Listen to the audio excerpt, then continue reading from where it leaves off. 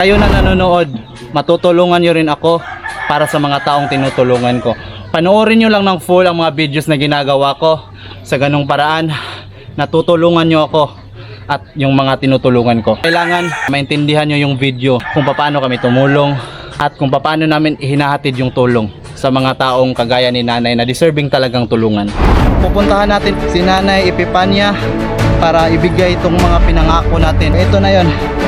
Medyo may kabigatan at mahirap yung daan. Sana nandun siya sa bahay niya mismo. At ang katotohanan sa pagpunta mo pa lang sa lugar na ito, sa pamasahe ay mapapalaban na talaga ang iyong bulsa. Ngunit nandito pa rin kami para ihatid ang mga bagay na ito. Kailangan niya talaga ito kasi may edad na si Nanay. At kung ang aming pagtulong ay hinuhusgahan ng iba, sila yung walang kwenta. Malapit na tayo sa bahay ni Nanay. Tara, bilis!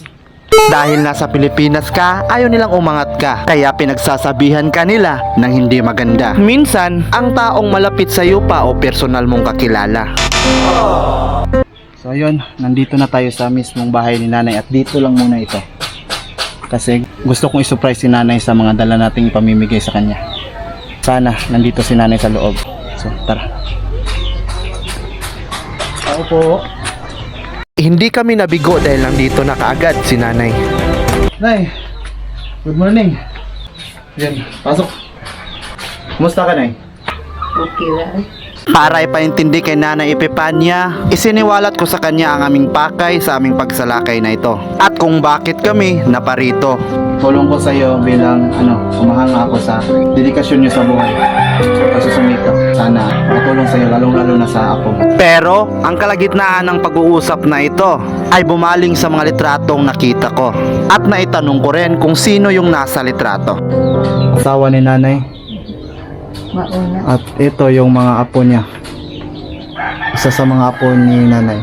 At para ito ay magtuloy-tuloy, ipollow nyo ang page na ito at ishare nyo na rin ang aking mga videos. At huwag nyo rin kalimutan na maglagay ng mga emojis na ito na magsisilbing reaction sa bawat videos. Pagkatapos nyo na mapanood ang full videos na ito. So, patuloy nyo lang yung paggawa nyo ng mga ganito na bagamat sa dito kayo kumikita at nasusustintuhan nyo yung araw-araw nyo. Huwag nyo ikahiya ang ganitong trabaho.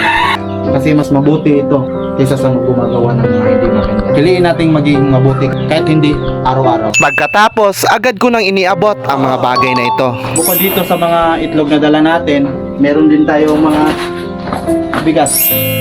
Ito naman, meron ditong laman. Malaking tulong talaga sa pang-araw-araw ni Nanay.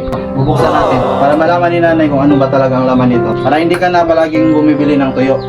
Meron ka ng bigas. Ano masasabi mo, Nay? May natiklam. Wow! Manipayod sa buwanan. Bigadan.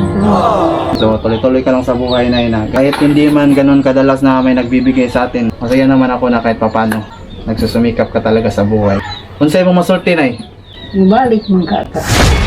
Hindi na ako babalik dito, Nay, kasi wala na rin kaming budget. Pero kung ano man itong ibinigay ko sa inyo, Nay, galing to sa puso ko. So hindi ko may papangako na babalik ako dito para sa inyo. Kung ano lang din yung kaya namin ibigay, yun lang din yung ibibigay namin. So buksan natin to, Nay. Yun. Sabi ni Nanay, salamat sa ibinigay natin. Sarap pakinggan. Kahit papano, maghatid tayo ng tulong kay Nanay na hindi naman natin kaano-ano. Pero sinuklian naman tayo ng pasasalamat. Napakasarap pakinggan na may bumalik na pasasalamat. So yun mga pogs.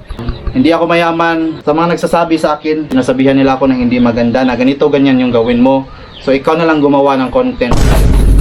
Oh, ito. Yan. Itago mo to sa lugar na hindi matutunto ng mga insekto at daga. Kasi marami yan eh.